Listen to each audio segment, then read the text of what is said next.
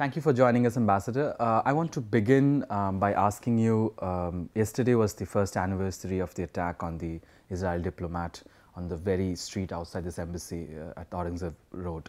I read your statement that's been released on your website.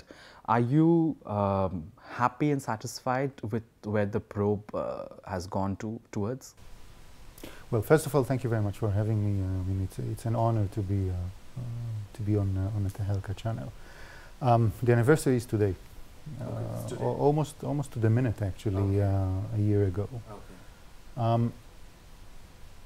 Look, at the end of the day, I think every human being has to look at it from two dimensions.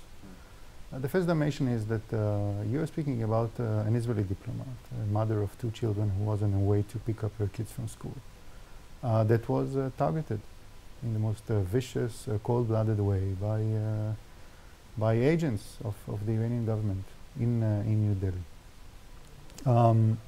Tal is not only an Israeli diplomat, she and her family are also very close friends of us, all of us, at the Embassy of Israel, and we wish her success and health and happiness.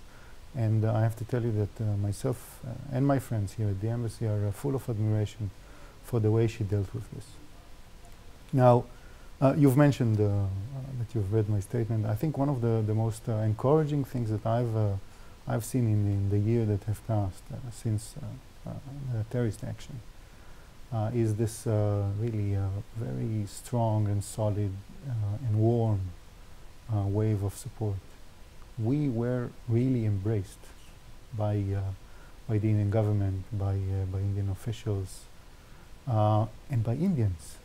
At the end of the day, it's tremendously important for us because it gives us the resilience in doing what we are sent here to do. We are also very grateful for the security that the different Indian agencies provide us with. This is a big embassy, a lot of people, and we feel safe because of your people, because of your daily contribution. One should not ignore the fact that this is a governmental action by the Iranian government. And as I said, and as we've said time after time, people and governments should be held accountable for attempts to assassinate civilians, certainly in the case of diplomats that are sent to other countries. But in terms of where the probe has reached, are you satisfied? I mean, in your statement you did mention that the Iranian government is trying to stonewall and is not cooperating with the Indian representatives who went to Tehran. But from the Indian point of view, are you happy from where the Indian government have taken the probe to? Look, I don't think it's the job of diplomats to grade actions of other governments or agencies. But once I'm saying that we are very grateful, I think it speaks for itself. It's not for us to do these kind of things. But I can say in the clearest way possible, we entrust you, Indian people, Indian government, with something which is very dear to our hearts. It's our lives, and more than this, it's the lives of our families, of our spouses, of our children, and on this one, I'm tremendously grateful. And the details of the probe, of the investigation, are published not only by Tehelka but also by Tehelka and many other journals, TV stations. I think they speak for themselves. We do not have even a grain of doubt. This is an action of the Iranian government. But let me just try to play the devil's advocate and ask you, Israel has improved its relationship with India tremendously since '92, I believe, when we opened up our relationships and their missions in both the countries, each other's country, and it's come to, I mean, perhaps at the moment you are one of our biggest trade partners and one of the closest allies in the region. Iran, on the other hand, has been a historical friend of India, because culturally we have huge similarities and exchanges. We even had rulers, the court language in Delhi at one point was Persian. Is India in some way becoming a battlefield between these two, may I say, superpowers in Middle East, Iran and Israel? We view India as a partner, a very close one, a tremendously intimate one. What we do with India is cooperation in fields that we define as existential. For us, it is not a battlefield.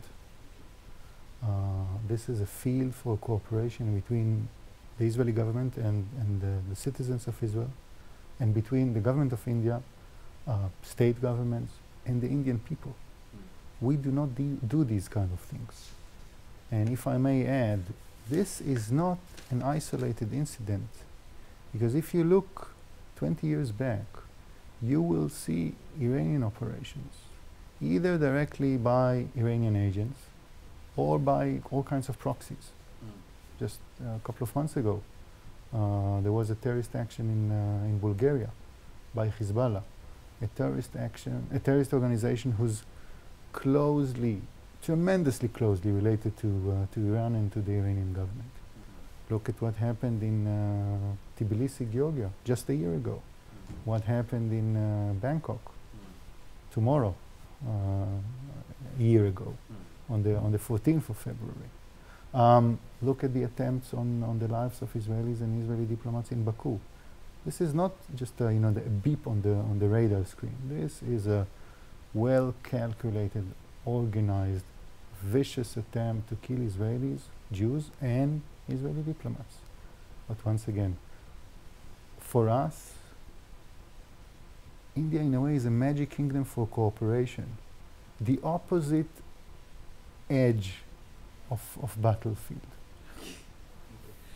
I know perhaps you would not like to answer this question, but I still want to ask it and push it. What do you expect India to do with Iran? Look, let me make it very clear. I mean, my mission here and my colleagues and friends' mission here is to cultivate Israel-India relations. India's foreign policy and other policies are decided in New Delhi and not in any other place. But there are tremendous pressures on India, on Iran, aren't there? I mean, when Secretary of State Clinton was here, and then subsequently through the other direct pressures. And in fact, Nirupama Rao, the Indian ambassador to US, is on record saying that we are trying to bring down the level of the petroleum imports from Iran. Why will an Indian ambassador to US give such a statement if there aren't pressures? Well, there are two governments that I cannot speak on their behalf. One is the government of India, and the other one is the American administration. I'm very much satisfied in my current title, which is the Ambassador of Israel. Let me just say one thing, because I think you touch on something which is very important. You see, at the end of the day, no one can ignore the fact that Iran has nuclear ambitions, nuclear military ambitions. This is not about medical isotopes. This is about developing, acquiring a nuclear device. It's well recorded in thousands of pages of the International Atomic Energy Agency, the IAEA. This is not an Israeli statement. It is a statement coming from a well-respected international organization. B, this is a regime that for years now is calling openly, officially, for the destruction of Israel, for the annihilation of Israel and Israelis. And doesn't even recognize Holocaust. And that's you've almost stolen my spooked me on the second argument, and in the same time denying the existence of the Holocaust. I've never seen in all my years in public service a more open, interbuilt contradiction between denying something and then acting full speed in order to achieve exactly the same thing. Now, I presume that there is quite a wide consensus that Iran should not have a nuclear weapon. Now, if we agree on this, one has to look because of not because of emotions, but because of very practical calculations. It is bad. If we agree on this, and I presume we agree on this, one should look at the ways and means in order to prevent such a danger. One or two of the tools that we should not only examine but also utilize in the swiftest and promptest way is A, economic sanctions, and B, political isolation. So we are not in the habit in telling our friends, you have to do A, you have to do B, you have to do C. We are in a habit, and I think it's an integral part of a good friendship between human beings, but also between governments. That when you discuss something, it's quite natural that we will put our position on the table. But that's, once again, it's the nature of friendly conversation between two human beings. You put it quite nicely. Let me ask you, probe a little further on this question. Sure. I mean, I think this is the 30th anniversary of, I don't remember, the Islamic Revolution in Iran, because in fact I got an invitation from the embassy there. I really want to know, since then, and the sanctions, economic sanctions are not new on Iran. They have been there on Iran for quite some time, and we have in fact seen them, only going from bad to worse when it comes to, certain international norms and relationships with America, West, Israel, and other, the European countries. Does economic sanctions work, or political isolation work? Because I think one of the things what India is particularly trying to do is engage into dialogue and bring up sort of a change. Just isolating a country or imposing sanctions will only, my argument is that it's only going to enforce, or is only going to help the regime there to tell its people, look, these are the devils and these are the evils who are trying to work against you. So we are trying to protect you, and it only helps them control or strengthen their control over the country. So isn't engagement, which seems to be the India's sort of way out on this issue, also a solution among the two solutions that you suggested? Let's assume hypothetically that we will adopt your recipe, your solution. This, I should say, silver bullet, we have been through it. We have been through it for more than 10 years. And in all of these 10 years, all of this more than 10 years, there was no negative influence on the Iranian nuclear military project. Quite the opposite. If you look at the graph of time and pace, you will see that in spite of all attempts to engage, the nuclear military project was just accelerated. You see it in every dimension. Even the European Union, that in a certain period was very much for what they call critical engagement or constructive dialogue, these kind of formulas. It did not stop the Iranian nuclear military project, quite the opposite. They've made a couple of strides in these years. And you can also see it in the recent period of time. Now, it is important, I think, for the Iranian government and for the Iranian people to understand that a nuclear military device in the hands of this Iranian regime is not something that is going to be acceptable. That this is not about containment, but about prevention. And see that there is a price tag attached to these clandestine attempts to acquire nuclear weapons. Now, what is the price tag at the end of the day? Where one can get the message? It's through economic sanctions, and it's through political isolation. And even if you look at the last rounds of interactions, I should say, between Iran and the P5+1, you will not see any white smoke carrying with it good news coming out of these rooms. You see attempts to deceive the international community. Once again, very much well documented in in the reports of the IAEA. You see attempts to stall time, and you see a clear direction of full speed ahead when it comes to the nuclear military project. Now, to sum it up, this is not something one should do with joy in his heart, but the other options, are much more difficult. And the price of a nuclear military device in the hands of this Iranian regime are horrible for all of us. This is not an Israeli issue. At the end of the day, this is an international issue. You know how I know that it is an international issue? I look at the resolutions of the UN Security Council. I look at the reports of the IAEA. I even look at the statements of the Gulf Cooperation Council. Some of these statements go way beyond what I've just said. Let's move towards Syria. I mean, before we move out of the region and speak about India and Israel. We've seen a lot of development and we also seen a lot of back and forth in terms of how America and the Western powers wants to approach the problem.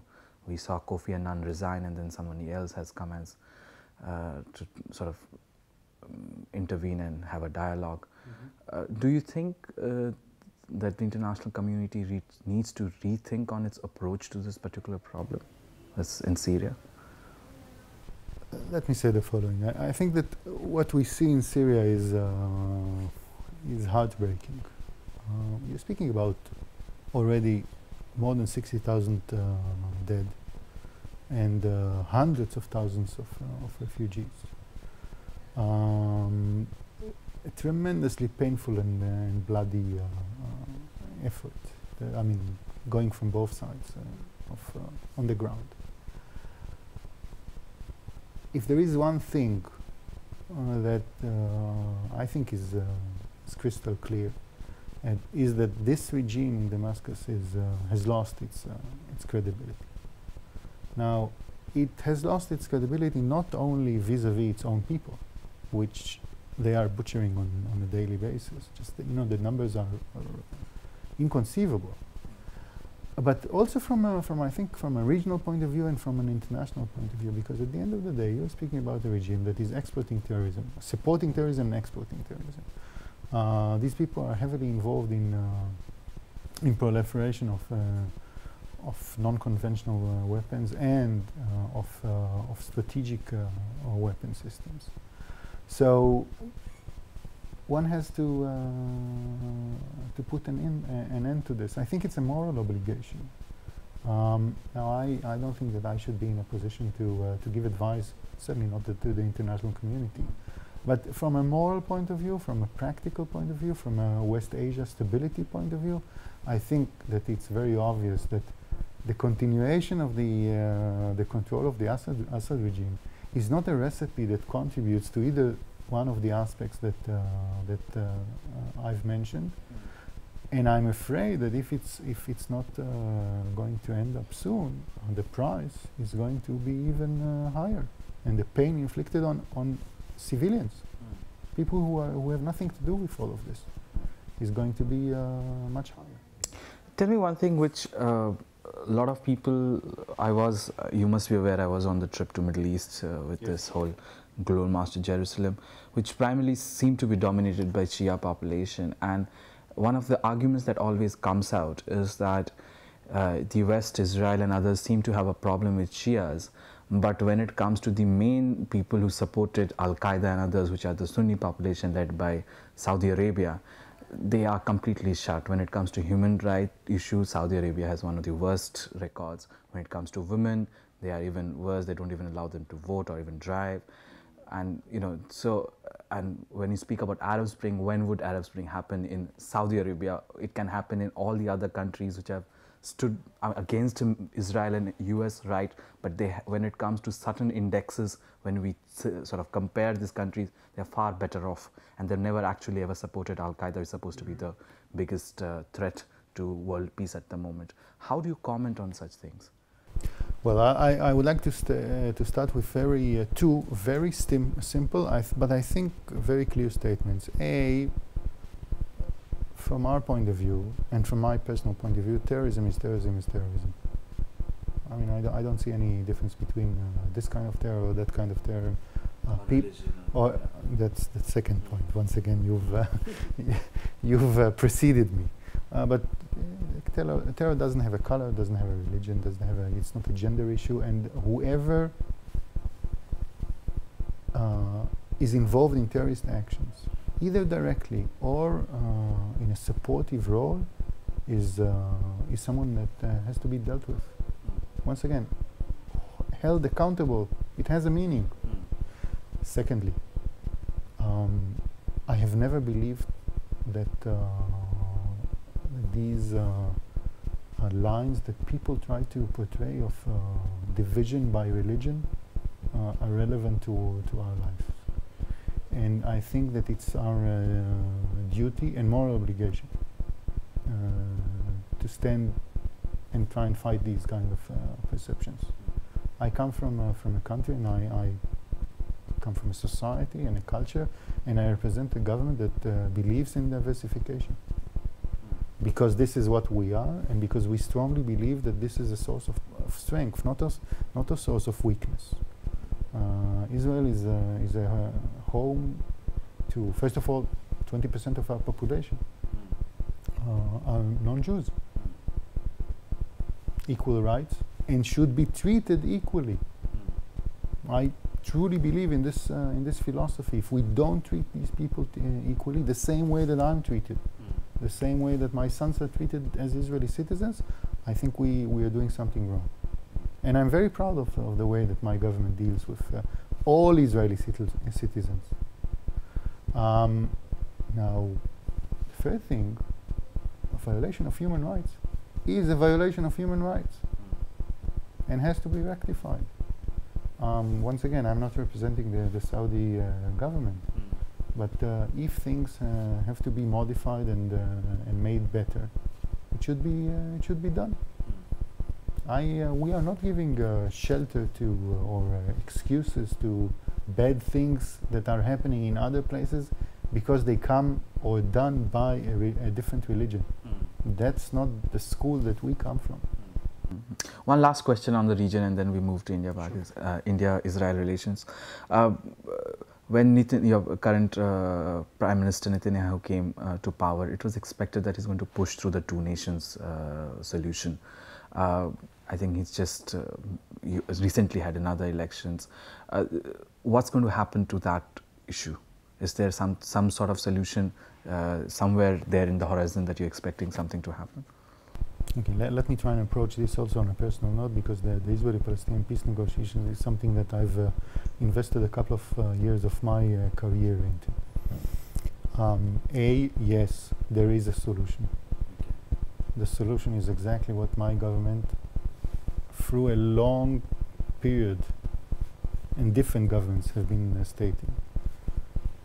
Two states living side by side, a Palestinian state and Israel as the Jewish state, living side by side in peace, in security, in coexistence. It might take time, but from my point of view, that's the only solution possible. If there is someone who thinks that we can divorce each other, I think his feet are not on the ground. We cannot divorce each other. We live as neighbors, should be very close neighbors, cooperative neighbors on the same piece of land, adjusted to each other. But how? And it can be achieved only through direct negotiations. Direct negotiations. Coming from the outside and trying to enforce solutions or a solution on one of the sides, it's not going to work. I mean, we think that this should be dealt with bilaterally.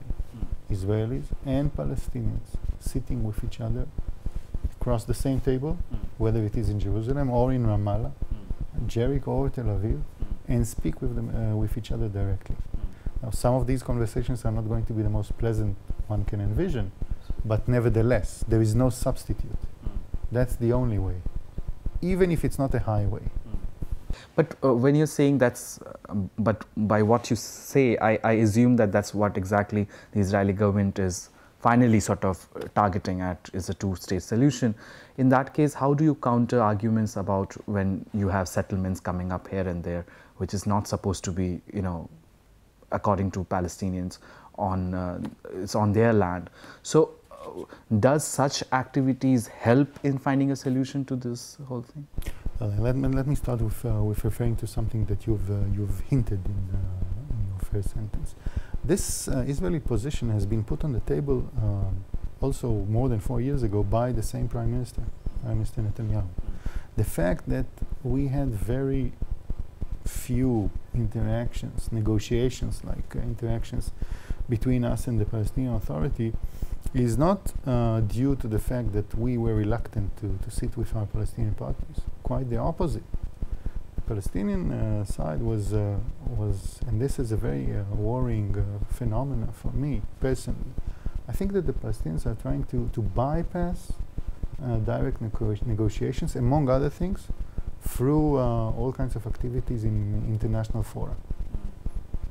This goes against the heart of the philosophy that I think both sides should strive to achieve. Sitting with each other directly in the region, amongst our own places.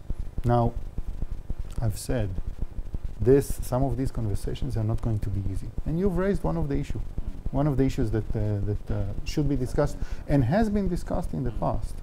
But you cannot not discuss it and go to a fancy hall in New York or Geneva.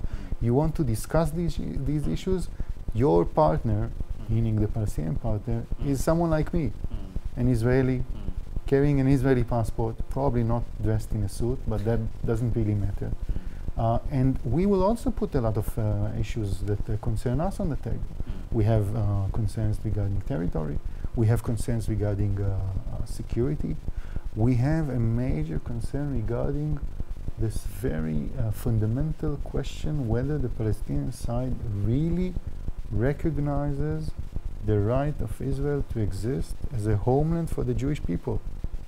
If you go now with your crew to Israel, and you'll have an accidental poll on the streets of Jerusalem or Tel Aviv, most of the Israelis with whom you'll speak will tell you, yes, the solution is a two-state solution, a Palestinian state and Israel as a Jewish state. If you go 30 minutes drive from Jerusalem to Ramallah, or slightly more than this, to Jericho or Jenin or Hebron, there is still a question mark hindering above this very fundamental issue. Does the other side, our partners, recognize the right of my state, of my people, to exist? So that seems to be the essence of it. I mean, negotiation perhaps could begin only when each side believes that other has a right to exist. Once again, I'm not sure that it's a two-way street, because I think, and as I've said quite clearly, a long chain of Israeli prime ministers from different parties, a long chain of Israeli governments and coalitions comprised by different parties have stated clearly, time after time, Israel is a Jewish state and a Palestinian state. The minute we say that, it's a recognition of the other side's right to exist. Let's come back to India, where we are at the moment. I did mention in the beginning of the interview how the relationship between both the countries have changed tremendously, keeping the security aspect out of Iran, India and Israel. Your business, I was just waiting outside and I saw one of your India-Israel business review or something that's called, and $3 billion already. More, it's more than $5 billion. $5 billion. But and if that's what's written in one of our brochures outside, it is our fault. And I think it's a really old one, because Mr. Amit Mitra was still this FICCI chairman. At the moment, he's the finance minister of West Bengal, so it must be old. So tell us, is there a diversification happening? I mean, we know, I myself have done a story on agriculture. One of the questions I remember speaking to David, your spokesperson, was that get me a story beyond defense, because when in India you ask a person on the street, Israel, India, they'll say defense, defense, defense. So is there an attempt by Israel to diversify beyond the defense? Yes, and I think it's working. Let me start with one figure, and then with your permission, I'll elaborate, because I find this a tremendously important issue. When we established full diplomatic relations in 1992, almost exactly 21 years ago, the volume of trade between Israel and India was $180 million. And in 2011, for the first time, we've crossed the $5 billion threshold. It speaks volumes of what we have been able to do together.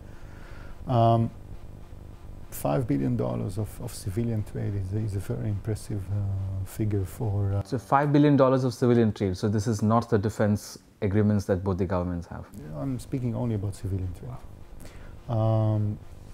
When you speak about a nation like us, of 8 million people, $5 billion trade with India scope is quite a nice achievement, and more than this, it's quite a well-balanced trade.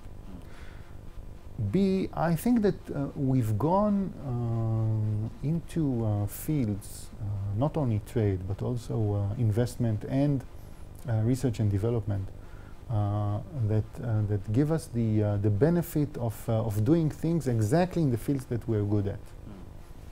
So you see a growing share, a gradual, careful, very well-calculated growing trajectory of high-tech products. Diamonds is a very big chunk of trade. You have potash, fertilizers, things like this. That's also agriculture related. Yeah, exactly. It's agriculture related. You have quite a nice chunk of pharmaceuticals. You have a breathtaking and a very impressive pharmaceutical industry, but we also have some achievements in the field, and it's good to see that both private sectors can work together on this. What we invest a lot of energy and effort into is to cultivate two kinds of platforms, I should say. First of all, a free trade agreement that all of us are very hopeful that will be signed in the coming months. We've already concluded the sixth round of negotiations. I hope that in 2013 we'll have another two rounds of negotiations. But this is going to do exactly what I've said. It's going to raise the ratio of high tech in trade. It's going to enlarge the volume of trade substantially, and it's also going to intensify interactions between businessmen. So that's one thing that we've put a lot of effort into. The second thing is that you see, you and us are innovation hungry, R&D driven. And I have to say that we are also not so bad in what we do when it comes to innovation. And when we do these kind of things together, it's even more than not so bad. It's some of the things that we're doing together are breathtaking and mind-boggling. So what we're trying to do is try to create platforms together, your government and our government, that create incentives for joint R&D and also for joint academic research, because we believe that before the stage of applied research, there is this academic, scientific, basic research, and they nourish each other.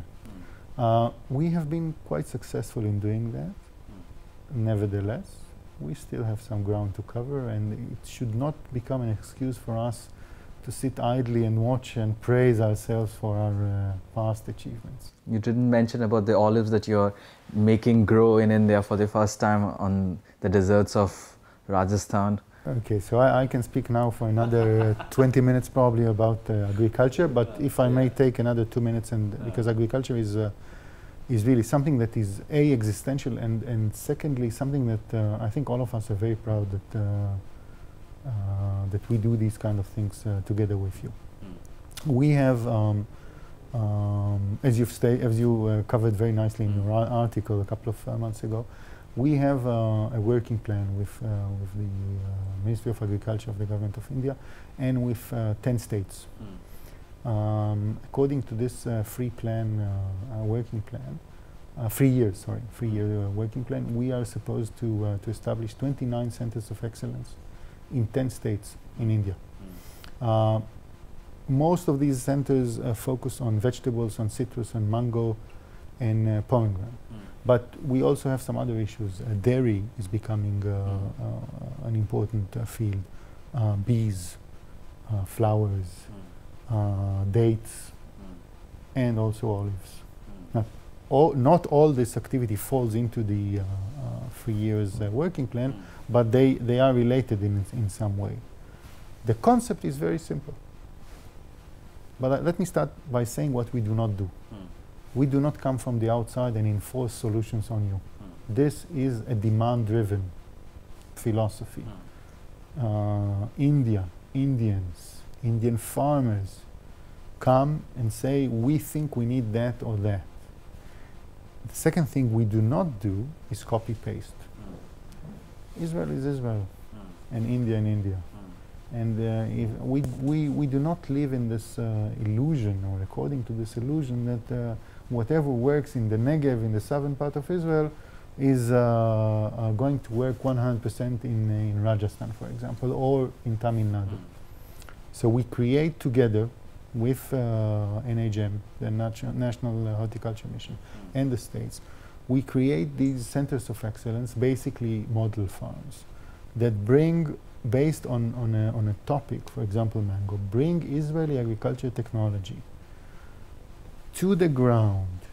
Your people make the correct adaptations, because once again, the Negev is not necessarily Nagpur or Karnataka. There are obviously different conditions.